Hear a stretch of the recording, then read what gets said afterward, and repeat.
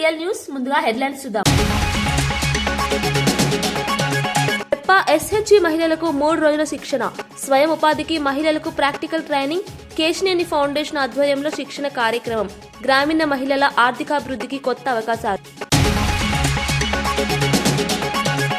హరీష్ రావు వ్యాఖ్యలకు ఎంపీ చామల ఘాటు కౌంటర్. అసెంబ్లీకి రావాలని కేసీఆర్ కు సవాల్. 10 ఏళ్ల పాలనపై చర్చకు భయం ఎందుకు అని ప్రశ్న. నిజాలు బయటపడతాయని అసెంబ్లీకి దూరంగా ఉన్నారని ఆరోపణ. తిరుపతిలో జాతీయ ఇంధన పొదుపు వారోత్సవాలు. విద్యార్థుల ఆవిష్కరణలు ప్రశంసించిన మంత్రి గొట్టిపాటి. పునరుత్పాదక శక్తిపై అవగాహన కార్యక్రమాలు. ఇంధన పొదుపు ప్రతి ఒక్కరి బాధ్యత అని పిలుపు. రాష్ట్ర ప్రయోజనాల కోసమే కేసీఆర్ మాట్లాడారని హరీష్ రావు స్పష్టం. గ్లోబల్ వేదికలపై కేసీఆర్ పాలనకు ప్రశంసలు వచ్చాయని వెల్లడి. తెలంగాణ అభివృద్ధి నమూనాకు ప్రపంచ స్థాయిలో గుర్తింపు ఉందని వ్యాఖ్య. రాజకీయ విమర్శల వెనుక అసూయ మాత్రమే ఉందన్న హరీష్ రావు. చిన్నపిల్లలతో రాజకీయ ఫ్లెక్సీలు బాధ్యత రహిత్యమన్న అనిత. వైఎస్ఆర్సీపీ రాజకీయాలపై హోంమంత్రి అనిత ఆగ్రహం. రాజకీయ లాభాల కోసం పిల్లల వినియోగం తప్పు అని వెల్లడి. ప్రజల భద్రతే ప్రభుత్వ ప్రథమ లక్ష్యమని వ్యాఖ్య.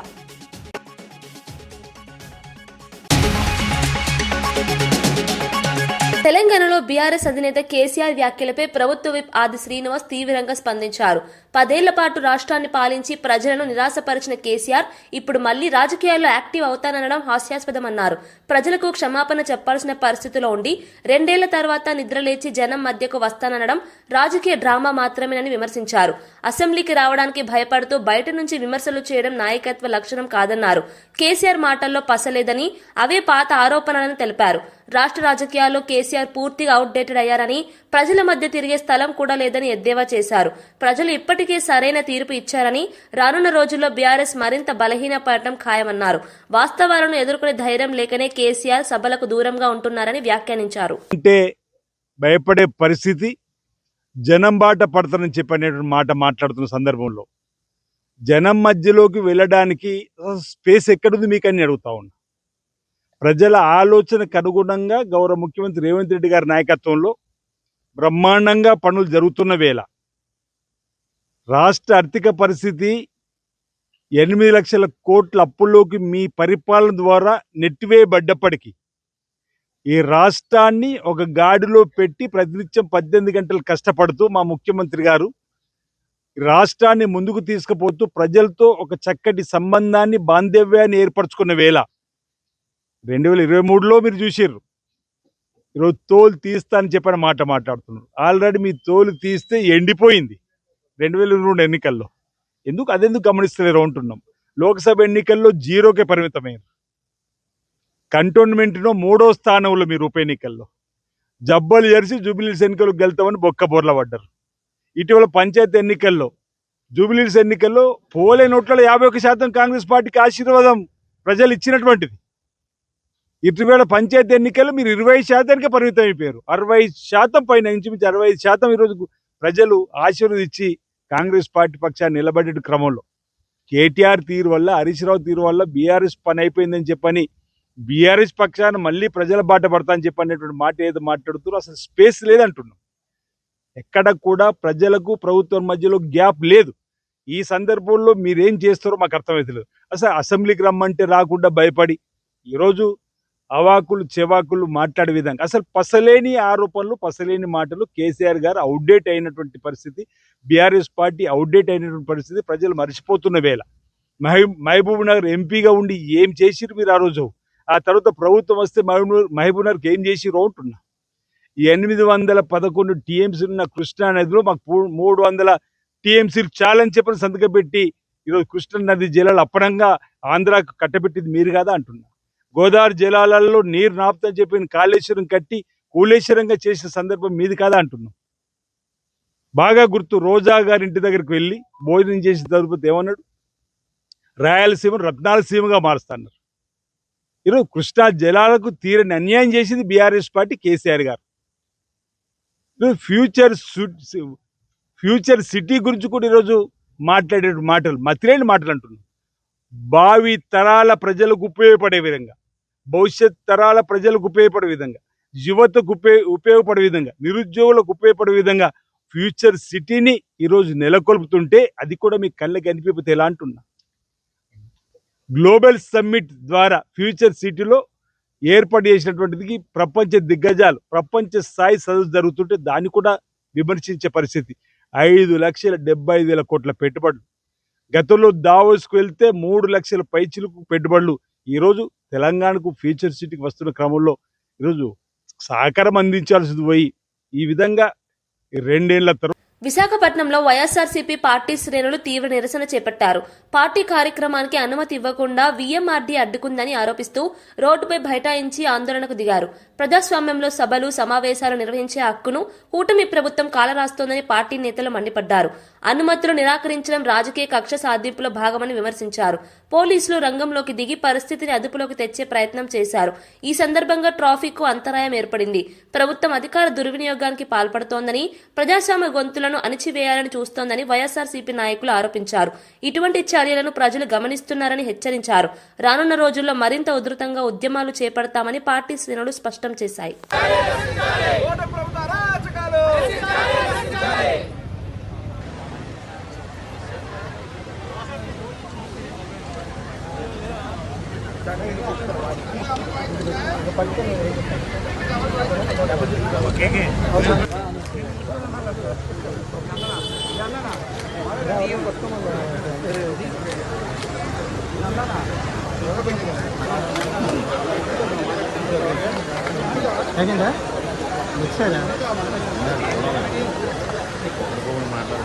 ఆన్లైన్ గేమింగ్ యాప్ల కారణంగా యువత జీవితాలు నాశనం అవుతున్నాయని ఎమ్మెల్యే రాజాసింగ్ ఆందోళన వ్యక్తం చేశారు.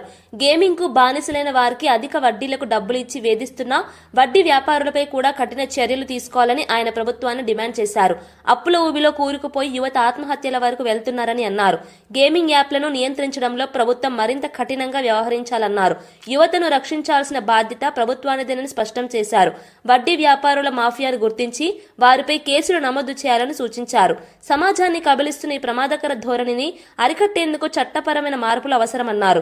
యువత భవిష్యత్తును కాపాడేందుకు ప్రభుత్వం తక్షణమే చర్యలు చేపట్టాలని రాజాసింగ్ కోరారు. ఇయ్యకుండా వాళ్ళు సూసైడ్ చేసుకుంటున్నారు.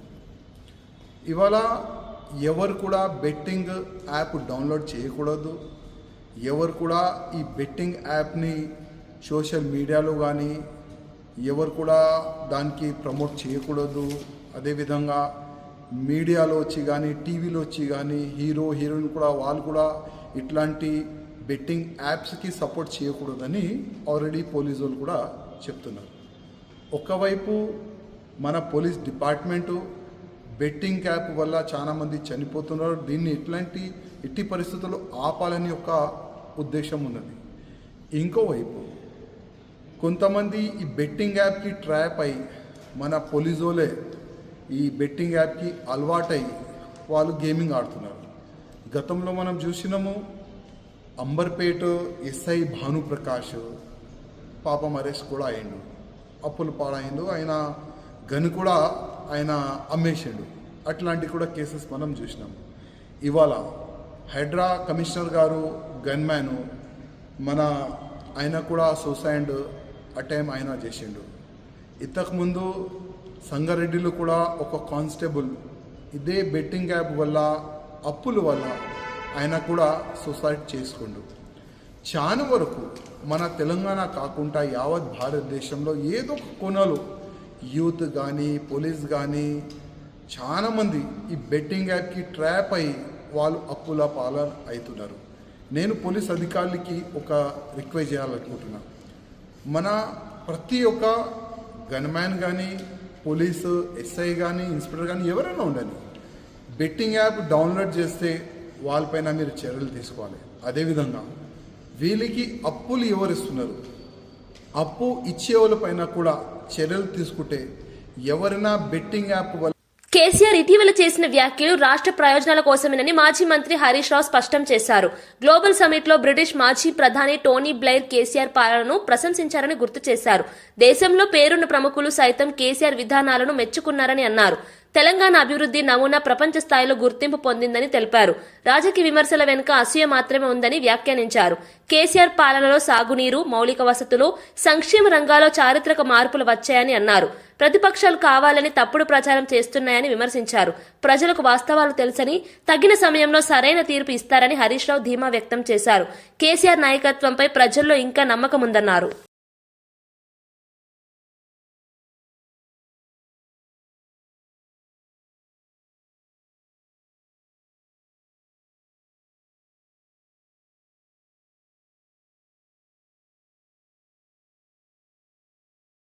మాకు ఈ 299 పేరిట అన్యాయం జరిగింది. మాకు సెక్షన్ 3 కింద వెంటనే కృష్ణా నదీ జలాలు పునః పంపిణీ చేయండి. రాష్ట్రం ఏర్పడ్డ 42 రోజుల్లో ఢిల్లీకి పోయి పోరాడిన నాయకుడు KCR. That is his commitment. DPR వాపస్ తెచ్చిన వాళ్ళు మీరు, ఢిల్లీకి పోయి సెక్షన్ 3 కోసం పోరాడింది కేసీఆర్. కేసీఆర్ సంతకం పెట్టిండు, ఆడబెట్టిండు చూపి నాకు. ఆనాడు అడహక్ ఒప్పందం ఉమ్మడి ఆంధ్రప్రదేశ్ అసెంబ్లీలోనే 299, 512K ప్రాజెక్టులకు నిర్మించింది కనుక తాత్కాలికంగా దీన్ని వాడుకోండి, ట్రిబ్యునల్ పంచిన తర్వాత ఎవరి లెక్క వాళ్ళకే అని స్పష్టంగా ఒక తాత్కాలికమైన ఒప్పందం అధికారుల మధ్య జరిగింది. కేసీఆర్ గారు ప్రాణాన్ని ఫనంగా పెట్టి తెలంగాణ తెచ్చినోడు కదా, ఆయన బతికుండంగా తెలంగాణకు అన్యాయం కానిస్తాడా? అసలు ఎవడు నమ్ముతాడా తెలంగాణలో? పాలమూరు ప్రాజెక్టుపై కేసీఆర్ చేసిన వ్యాఖ్యలకు మంత్రి జూపల్లి కృష్ణారావు తీవ్రంగా స్పందించారు. కుర్చీ వేసుకుని కట్టిస్తానన్న కేసీఆర్ ఇప్పుడు ప్రభుత్వాన్ని విమర్శించడం విడ్డూరమన్నారు. 10 ఏళ్లు పాలించి 8 లక్షల కోట్ల అప్పులు చేసినా 1 ఎకరాకు నీళ్లు ఇవ్వలేదని మండిపడ్డారు.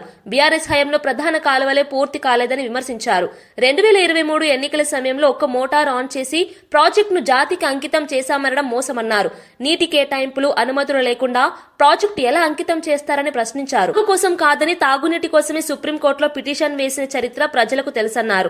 నిజాలు బయటపడతాయనే భయంతోనే కేసీఆర్ అసెంబ్లీకి రావడం లేదని జూపల్లి వ్యాఖ్యానించారు. జూబ్లీహిల్స్ ఉప ఎన్నికలో కేటీఆర్ ఏం మాట్లాడిండు? జూబ్లీహిల్స్ ఉప ఎన్నిక రెఫరెండం అన్నాడు. 2 సంవత్సరాల కాంగ్రెస్ పరిపాలనకు, రేవంత్ రెడ్డి పరిపాలనకు రెఫరెండం అన్నాడు. అంటే ప్రజలు ఆ ప్రజాభిప్రాయం చెప్పబోతా ఉన్నారు, ప్రజల తీర్పు చెప్పబోతా ఉన్నారు. సో ప్రజలు తీర్పు చెప్పిండ్రు. అంటే స్పష్టంగా కేటీఆర్, హరీష్ రావు చేస్తున్నటువంటి తప్పుడు ఆరోపణలు చెప్పని ప్రజలు తీర్పు ఇచ్చారు. మళ్ళీ గడిచిన 2-3 రోజుల కింద జరిగినటువంటి స్థానిక సంస్థల సర్పంచ్ ఎన్నికల్లో కూడా బీఆర్ఎస్ పార్టీ, బీజేపీ పార్టీ రెండు కలిసి పోటీ చేసినా కూడా 1/3 సీట్లు కూడా రాలే. అంటే 3/1 కూడా సీట్లు రాలే బీఆర్ఎస్ పార్టీకి. అంటే వాళ్ళ యొక్క పార్టీ ప్రతిష్ట అనేది పూర్తిగా పార్టీ కంప్లీట్గా బలహీనమైంది అనేది కేసీఆర్కి అర్థమై గడిచిన 2 సంవత్సరాల్లో కేటీఆర్, హరీష్ రావు అంటే కొడుకు, అల్లుడు అందరు కలిసి ఏం చేసినా పార్టీ మొత్తం దిగజారిపోతూ ఉంది. పార్టీ ప్రతి దిగజారిపోతూ ఉంది. కాపాడుకోవాలి, కనీసం కొద్దిగా ప్రతిష్ట కాపాడుకోవాలని దానిలో భాగంగానే బయటకు వచ్చింది తప్ప పాలమూరు ప్రాజెక్టు కాదు, గాడిగుడ్డు కాదు, ఇంకోటి ఏమీ కాదు. 100% వాస్తవంగా ఆయన పాలమూరు ప్రాజెక్టు గురించి మాట్లాడుతూ ఉన్నాడు. అసలు మీరందరూ గమనించారు, 2014 కేసీఆర్ ఆనాడు బీఆర్ఎస్ పార్టీ ప్రభుత్వ అధికారికి వచ్చిన తర్వాత 2015లో పాలమూరు ప్రాజెక్టును కుర్చీ వేసుకుని కట్టిస్తా, పూర్తి చేస్తా అని మాట్లాడాడు. మరి 2014 నుంచి 2023 తిరుపతిలో జాతీయ ఇంధన పొదుపు వారోత్సవాల్లో మంత్రి గొట్టిపాటి రవి పాల్గొన్నారు. ఏపీ ఎస్పీ డీసీఎల్ ఆధ్వర్యంలో నిర్వహించిన ఎనర్జీ ఎగ్జిబిషన్ ను ఆయన సందర్శించారు. ఈ సందర్భంగా విద్యార్థులు రూపొందించిన నూతన ఆవిష్కరణలను మంత్రి ఆసక్తిగా తిలకించారు. పునరుత్పాదక శక్తి, స్మార్ట్ ఎనర్జీ వినియోగంపై విద్యార్థులు వివరించగా మంత్రి ప్రశంసించారు. పీఎం సూర్యఘర్, కుసుమ్ పథకాలు, స్మార్ట్ మీటర్ల ప్రాజెక్టులను అభినందించారు. ఇంధన పొదుపు ప్రతి ఒక్కరి బాధ్యత అని మంత్రి అన్నారు. భవిష్యత్ తరాలకు శుభ్రమైన శక్తిని అందించేందుకు ఇలాంటి కార్యక్రమాలు దోహదపడతాయని పేర్కొన్నారు. విద్యార్థుల్లో తను ప్రోత్సహించాల్సిన అవసరం ఉందన్నారు. రాష్ట్రంలో ఎనర్జీ ఎఫిషియన్సీ పెంచేందుకు ప్రభుత్వం కట్టుబడి ఉందని మంత్రి గొట్టిపాటి స్పష్టం చేశారు. ఈ మధ్య కొత్తగా మనం ప్రభుత్వ అధికారంలోకి వచ్చిన తర్వాత ఇళ్ల మీద కూడా 20 లక్షల సోలార్ పిఎం సూర్య గారి ద్వారా చేయాలనే కార్యక్రమం. అదేవిధంగా వ్యవసాయానికి పిఎం కుసుమ్ ద్వారా అగ్రికల్చర్ పంప్ సెట్లు పెట్టి వీటన్నిటి ద్వారా ఎనర్జీ సేవ్ చేయాలి, ప్లస్ పొల్యూషన్ లేకుండా ఉండాలనే ఉద్దేశంతో వాళ్ళు ఈ కార్యక్రమాలన్నీ కూడా చేస్తున్నాం. వాళ్ళు చాలా పెద్ద ఎత్తున స్కూల్స్ నుంచి వచ్చి పిల్లలు కూడా పార్టిసిపేట్ చేశారు. నేను, సిఎండి గారు, మన ఎమ్మెల్యేస్ అందరం కూడా వచ్చి పిల్లలతోటి దాదాపు గంట నుంచి వాళ్ళతో స్పెండ్ చేసి వాళ్ళు చేసిన కార్యక్రమాలన్నీ కూడా చూసి ఏ విధంగా చేశారని చూసి వాళ్ళు కూడా చాలా బ్రహ్మాండం చేశారు. 8th క్లాస్ 9th క్లాస్ చదువుతున్న పిల్లలు కూడా ఎనర్జీ సేవింగ్ మీద అవగాహన పెరగడం అనేది చాలా సంతోషకరమైన విషయం. ఇట్లాంటి అన్ని చోట్ల జరగాలి, అన్ని స్కూల్స్లో కూడా మరింత ఎక్కువగా జరగాలని చెప్పి కోరుకుంటాము.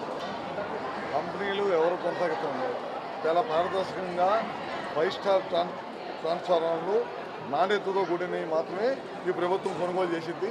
రేట్లు కూడా గత ప్రభుత్వంలో కొనుగోలు చేసిన రేట్లకి ఈ ప్రభుత్వం కొనుగోలు చేసే రేట్లకి ప్రతి ట్రాన్స్ఫార్మర్ కానీ పోల్స్ కానీ అన్నిటిని కూడా మీరు చూడండి, చాలా పారదర్శకంగా ఈ ప్రభుత్వం చేస్తుంది.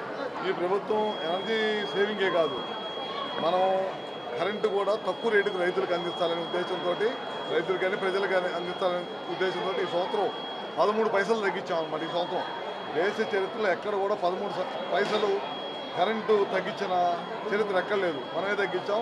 గత ప్రభుత్వంలాగా ఎట్లా పడితే అట్లా ఎనర్జీని కొనుగోలు చేసి బయట నుంచి కొనుగోలు చేసి విపరీతమైన భారం వేశారు.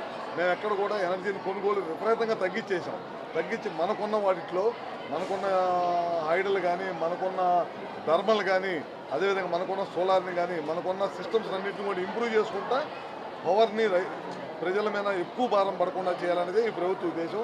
అందుకనే ఈ సంవత్సరం మళ్ళీ సూర్య గారు తీసుకున్నాం. ఇళ్ళ మీద రూఫ్ టాప్ అందరు వేసుకోవాలని తీసుకున్నాం. పిఎం కుసుమ్ కూడా తీసుకున్నాం. 11 kV సబ్స్టేషన్ దగ్గర, 11 kV లైన్స్ దగ్గర, 33 kV సబ్స్టేషన్స్ దగ్గర పిఎం కుసుమ్ పెట్టి తద్వారా పవర్ లాసెస్ తగ్గించేసి ఎక్కువ నాణ్యమైన పవర్ ఇవ్వాలనేదే ఈ ప్రభుత్వ ఉద్దేశం. వైఎస్ఆర్సీపీ పార్టీపై హోంమంత్రి అనిత వంగలపూడి తీవ్ర విమర్శలు చేశారు. చిన్న పిల్లల చేత రాజకీయ ఫ్లెక్సీలు పెట్టించడం అత్యంత బాధ్యతారహిత చర్యగా అభివర్ణించారు. ఒకప్పుడు అధికారంలో ఉన్న పార్టీ ఇలాంటి దిగజారుడు రాజకీయాలకు పాల్పడటం దురదృష్టకరమన్నారు. వైఎస్ఆర్సీపీ ప్రవర్తనను చూసి ప్రజలు నవ్వుకుంటున్నారని, చివరికి వాళ్లే బుద్ధి చెబుతారని వ్యాఖ్యానించారు. రాష్ట్రాన్ని గంజాయి రహిత ఆంధ్రప్రదేశ్గా మార్చేందుకు ప్రభుత్వం ఎన్నో చర్యలు తీసుకుంటోందని తెలిపారు. డ్రగ్స్ నిర్మూలనకు పోలీస్ శాఖతో పాటు ఇతర విభాగాలు సమన్వయంతో పనిచేస్తున్నాయన్నారు. యువత భవిష్యత్తును కాపాడేందుకు ప్రభుత్వం కఠిన నిర్ణయాలు తీసుకుంటోందని స్పష్టం చేశారు. ప్రజల భద్రతే ప్రభుత్వ ప్రథమ లక్ష్యమని పేర్కొన్నారు. రాజకీయ లాభాల కోసం పిల్లలను వాడుకోవడం మానుకోవాలని వైఎస్ఆర్సీపీకి హితవు పలికారు. పోలీస్ పరిస్థితి ఎలా ఉందంటే, ఒక పక్క లా అండ్ ఆర్డర్ని మేము ఎంత పర్ఫెక్ట్గా ముందుకు తీసుకెళ్ళడం ఒక ఎత్తు అయితే, ఇలాంటి రౌడీ మూకల్ని అరికట్టాలి అన్న దృక్పథం కూడా మాకు కూడా ఎక్కువగా ఉంది. చిన్న పిల్లల్ని కూడా ప్రేరేపించి ఈరోజు అటువంటి నేరాలకు ముందుకు తీసుకెళ్లే పరిస్థితిలో జగన్మోహన్ రెడ్డి ఉండి, ఆ జగన్మోహన్ రెడ్డి తిరిగి వాళ్ళ పీపీపీ విధానంలో వచ్చిన వాళ్ళని అరెస్ట్ చేస్తామని మాట్లాడుతూ ఉంటే నిజంగా ప్రజలే ఈరోజు నవ్వుకునే పరిస్థితులు ఉన్నాయి. వీళ్ళకి సమాధానం ఆల్రెడీ లాస్ట్ ఎలక్షన్స్లో చెప్పారు, వచ్చే ఎలక్షన్స్లో కూడా డెఫినెట్గా చెప్తారు. వైసీపీని అంతకన్నా మంచి మాటలు మాట్లాడతారా? మేము క్రైమ్ రిపోర్ట్ చూపిస్తున్నాము, మేము లెక్కలతో సైతం చూపిస్తున్నాము. ఈరోజు గాంజాకి ఇంతకుముందు హబ్లా తయారైన ఆంధ్రప్రదేశ్ని ఈరోజు గాంజా రహిత ఆంధ్రప్రదేశ్గా మార్చడానికి ఈగల్ని ఏర్పాటు చేసుకుని ఎఫెక్టివ్ వేలో ముందుకెళ్లే పరిస్థితి. ఇంతకుముందు లాస్ట్ 5 సంవత్సరాల్లో గాంజా వద్దు అని ఒక చిన్న అవేర్నెస్ ప్రోగ్రామ్కి ఎప్పుడైనా ఒక ముఖ్యమంత్రి అటెండ్ అయ్యాడా? అప్పుడు జగన్మోహన్ రెడ్డి అటెండ్ అయ్యాడా? కనీసం మంత్రులు ఎవరైనా అటెండ్ అయ్యారా? కనీసం ఈరోజు కొన్ని వేల అవేర్నెస్ ప్రోగ్రామ్స్ ఏర్పాటు చేయడమే కాదు, ఈరోజు గాంజా కల్టివేషన్ ఆంధ్రప్రదేశ్లో జీరోని చేసిన పరిస్థితి కూడా కనిపిస్తూ ఉంది. ఎక్కడైనా ట్రాన్స్పోర్టేషన్లో కూడా గాంజా ఎక్కడైనా కనిపిస్తే కనుక ఇమీడియట్గా పట్టుకుని వాళ్ళ మీద ఎన్డీపీఎస్ యాక్ట్ ప్రకారం వాళ్ళందరినీ కూడా అరెస్టులు చేయడం జరుగుతుంది. ఎక్కడిదక్కడ మేము కట్టుదిట్టంగా మేము క్లియర్గా కట్టుదిట్టమైన చర్యలు తీసుకుంటున్నాం. గాంజా విషయంలో కూడా ఎవరిని ఉపేక్షించే పరిస్థితి లేదు. ఆఖరికి మీ అందరికీ తెలుసు, రౌడీ మూకల తాలూకు ఆటలు కూడా కట్టించే పరిస్థితులు ఈరోజు మా యంత్రాంగంతో పనిచేస్తుంది. విజయవాడలో ఎంపీ కేశినేని శివనాథ్ కార్యాలయంలో మెప్పా ఎస్హెచ్జి మహిళలకు 3 రోజుల శిక్షణ కార్యక్రమం నిర్వహించారు. Kesineni Foundation, NV India, NIRD సంయుక్త ఆధ్వర్యంలో ఈ కార్యక్రమాన్ని చేపట్టారు. చెదలు, బొద్దింకలు, దోమల నివారణపై మహిళలకు ప్రాక్టికల్ శిక్షణ అందించారు. ఈ కార్యక్రమాన్ని ఎంపీ కేశినేని శివనాథ్, రాజ్యసభ ఎంపీ సానా సతీష్ బాబు, సీఎం కార్యక్రమాల సమన్వయకర్త మంతెన సత్యనారాయణ రాజు ప్రారంభించారు. మహిళలు స్వయం ఉపాధితో ఆర్థికంగా ఎదగాలన్న లక్ష్యంతో ఈ శిక్షణలు ఉపయోగపడతాయని తెలిపారు. డిసెంబర్ 1 నుంచి ఇప్పటి వరకు ఎన్ఐఆర్డీలో 400 మందికి శిక్షణ అందించినట్లు నిర్వాహకులు వెల్లడించారు. గ్రామీణ మహిళలకు ఇలాంటి అవకాశాలు మరింత విస్తరించనున్నట్లు తెలిపారు. రాజ్యసభ సభ్యులు సతీష్ గారు వచ్చారు, అట్లాగే ఎమ్మెల్సీ రాజు గారు, ఆయన అందరికీ గట్టి ఇక్కడ ఆయనందరూ కూడా వచ్చి ఓపెన్ చేయాలనుకున్నాం.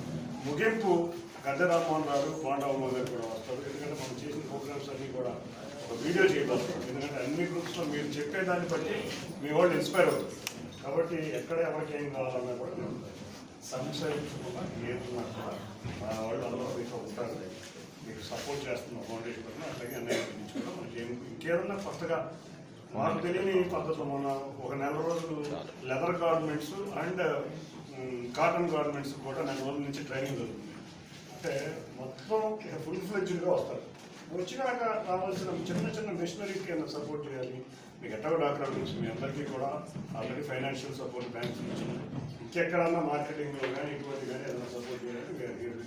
తప్పకుండా థ్యాంక్ యూ. మీరందరూ కూడా జాగ్రత్తగా ఈ 3 రోజులు విజయవాడలో చాలా బోధింగ్లు ఉన్నాయి, చాలా చదువు ఉన్నాయి. కాబట్టి విజయవాడలో పెట్టిన ఈ క్లాసు బాంబే నుంచి కూడా వచ్చినందుకు వాళ్ళకు కూడా thank you for coming from Bombay sir. Thank you for organizing this thing. రాజు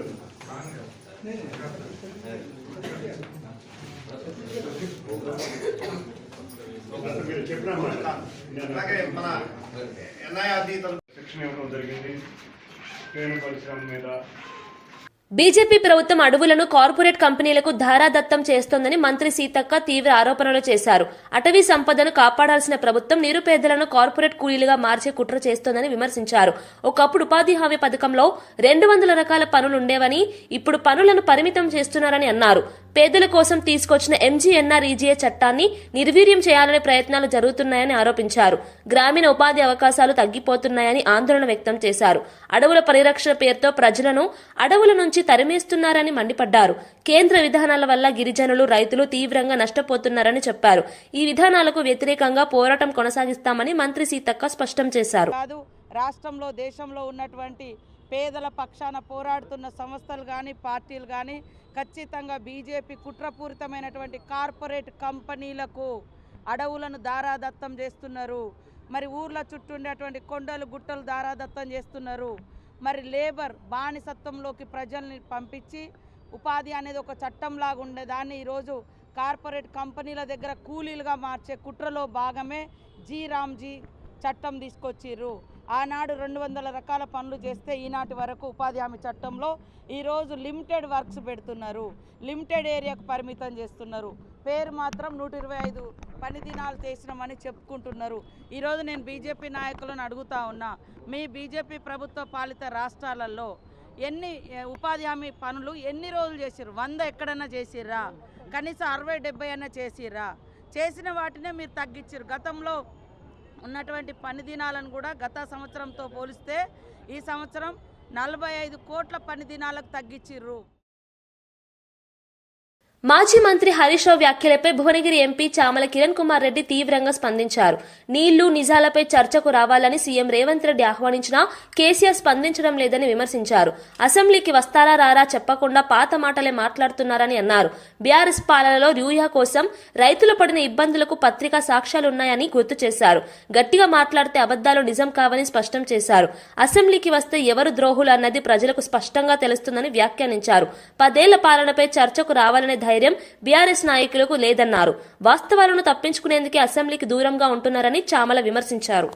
తెలంగాణ ప్రజలు వాస్తవాలు తెలుసుకోవాలంటే అసెంబ్లీకి వచ్చి చర్చ చేయాలన్న చెప్పిదాన్ని మాట్లాడకుండా మీరు మాట్లాడుతారు. ఇంకోటి, మీరు మీ హయాంలో యూరియా బస్తాలు ఆటో వారికి ఫోన్ చేసి ఇంటికి తెచ్చి ఇచ్చిపోయేటోళ్ళని చెప్తారు. అంటే మీరు ఏదో నోరుంది కదా మాట్లాడితే గతంలో మీ హయాంలో ఏం జరిగిందో మర్చిపోతారని మీరు అనుకుంటారు. వాస్తవంగా నేను చెప్తున్నా, మీ హయాంలో మీరు ఒకసారి చూడండి, మీ హయాంలో ఈ యూరియా కోసం బారులు తీసి లైన్లో నిలబడ్డది 2020లో. ఇది ప్రెస్ క్లిప్పింగ్. ఇది 2022 ప్రెస్ క్లిప్పింగ్. ఇది 2023. ఇది 2021. ఈ ప్రెస్ క్లిప్పింగ్స్ అన్నీ కూడా ఈరోజు ఎందుకు చూపించాల్సి వస్తుందంటే, మీరు తెలంగాణ ప్రజలను మీ హయాంలో ఏం జరిగిందో మర్చిపోయారు, ఇప్పుడు ఏం మాట్లాడినా చెల్తుంది అని చెప్పి మీరు మాట్లాడినట్టుగా ఉంది తప్ప మీ హయాంలో ఏ రోజు కూడా మీరు సక్రమైన పాలన అందియలేదు. తెలంగాణ ప్రజలు మిమ్మల్ని 23లో ఓడగొట్టి కాంగ్రెస్ ప్రజాపాలనను తెచ్చుకుందే ఒక మంచి. రాజధాని పరిధిలోని గ్రామాల్లో మౌలిక వసతుల కల్పనకు 900 కోట్ల రూపాయలతో పనులు చేపట్టేందుకు ప్రణాళిక సిద్ధం చేసినట్లు మంత్రి నారాయణ వెల్లడించారు. రోడ్లు, డ్రైనేజీ, తాగునీరు, విద్యుత్ వంటి సౌకర్యాల అభివృద్ధిపై దృష్టి పెట్టినట్లు తెలిపారు. రాజధాని రైతులు, గ్రామస్తులకు న్యాయం చేయడమే ప్రభుత్వ లక్ష్యమని స్పష్టం చేశారు. గత ప్రభుత్వ నిర్లక్ష్యం వల్ల ఏర్పడ్డ సమస్యలను దశలవారీగా పరిష్కరిస్తామని అన్నారు. అభివృద్ధి పనులు త్వరలో ప్రారంభమవుతాయని పేర్కొన్నారు.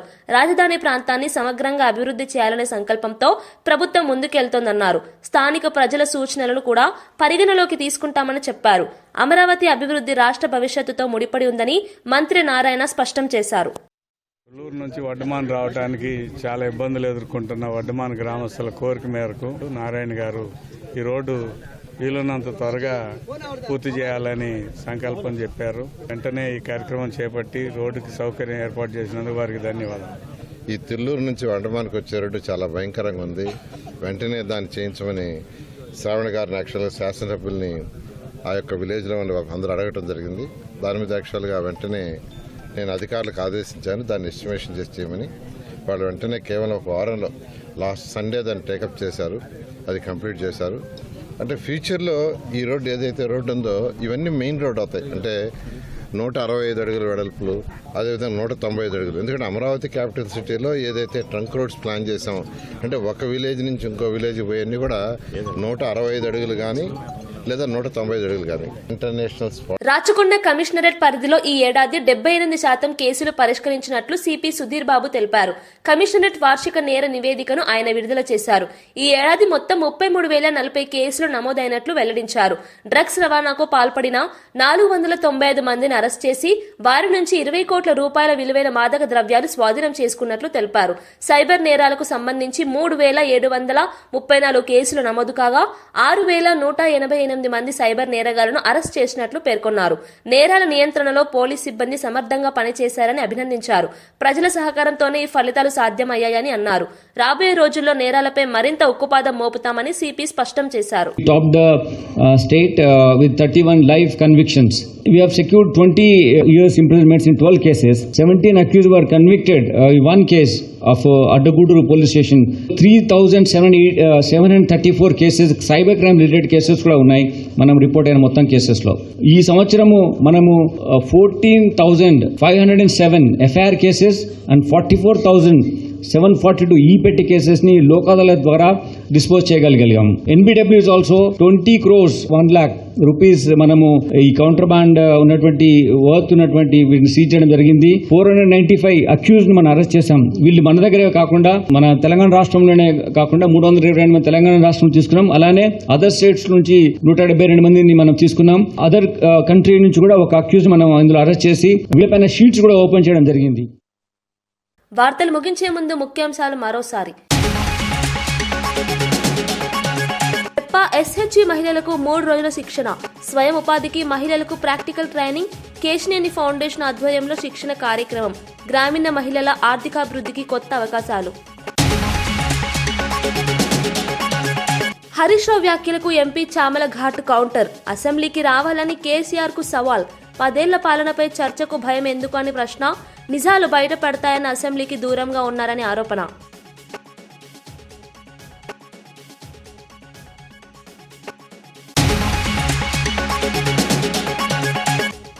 తిరుపతిలో జాతీయ ఇంధన పొదుపు వారోత్సవాలు, విద్యార్థుల ఆవిష్కరణలు ప్రశంసించిన మంత్రి గొట్టిపాటి, పునరుత్పాదక శక్తిపై అవగాహన కార్యక్రమాలు, ఇంధన పొదుపు ప్రతి ఒక్కరి బాధ్యత అని పిలుపు.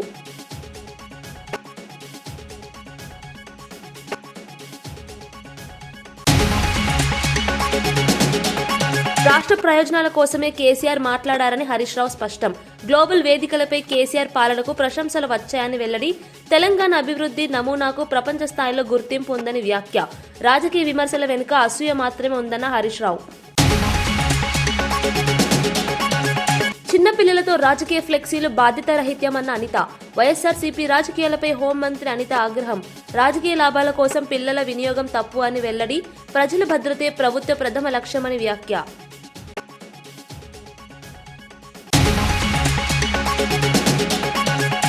ఈనాటి వార్తా విశేషాలు. మరో బులెటిన్లో మళ్ళీ కలుద్దాం. నమస్కారం.